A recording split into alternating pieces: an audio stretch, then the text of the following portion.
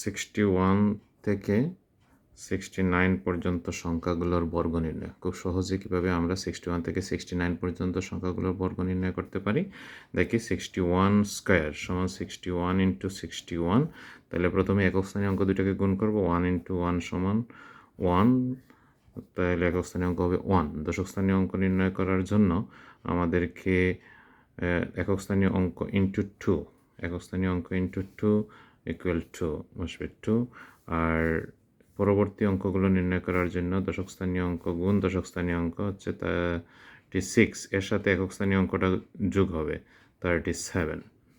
এই হয়ে গেল 3721 61-এর বর্গ। 62-তে যদি যাই আমরা তাহলে 62 ইন্টু 62, তাহলে নিয়ম বলছে 2 ইন্টু 2 সমান 4, 2 ইন্টু আবার 2। সবসময় এই 2 দ্বারা গুণ করবো একক স্থানীয় অঙ্ককে, মধ্য এই জায়গায় এসে 2 দ্বারা গুণ 4, তাহলে হলো 4।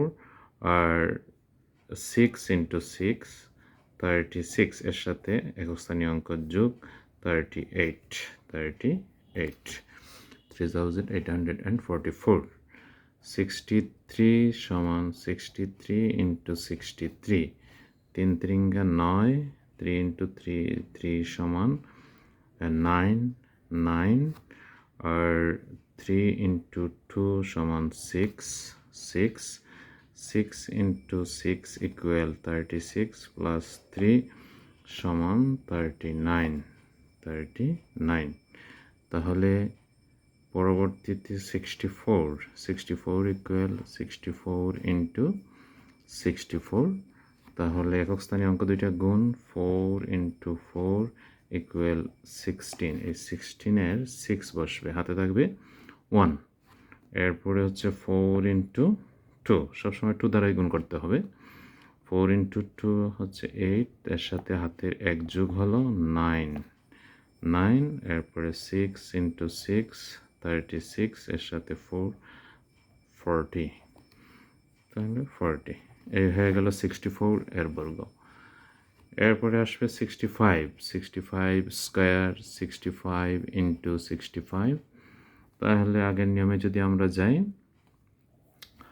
5 ইন্টু 5 25 থেকে বসবে 5, হাতে থাকবে 2। এরপরে আসবে 5 ইন্টু 2, প্রতিবার একটু দ্বারা গুণ করব। 5 ইন্টু 2 হচ্ছে 10, 10-এর সাথে এই হাতের 2 যোগ হবে, হলে হবে 12। এই 12-এর কিন্তু আবার বসবে 2, 12-এর বসলো 2, এর হাতে থাকলো 1 থাকলো হাতে। এরপরে হবে 6 ইন্টু 6 36, এর সাথে আসবে 5, এর সাথে আসবে এই যে হাতের 1, তাহলে 60 41 42, তাহলে হলো 42। এরপরে যদি আমরা যাই 66-এ, তাহলে 66 স্কোয়ার 66 ইন্টু 66, তাহলে নিয়মে যদি আমরা যাই, নিয়মে গেলে 6 ইন্টু 6, একক স্থানীয় অঙ্ক দুইটা গুণ হলো 36-এর বসবে 6, হাতে থাকবে 3। 36-এর 6 বসলো, হাতে তোমার 3 আছে। এরপরে 6 ইন্টু 2, প্রতিবারই 2 দ্বারা গুণ 12, এই হাতের 3 যোগ করলে হলো 15, 15-এর বসবে 5, হাতে আছে আমার 1, হাতে 1 থাকলো।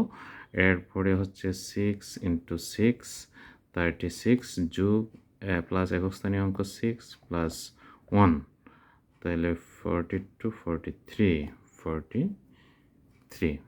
ঠিক একইভাবে পরবর্তী 67 68 69 হয়ে যাবে।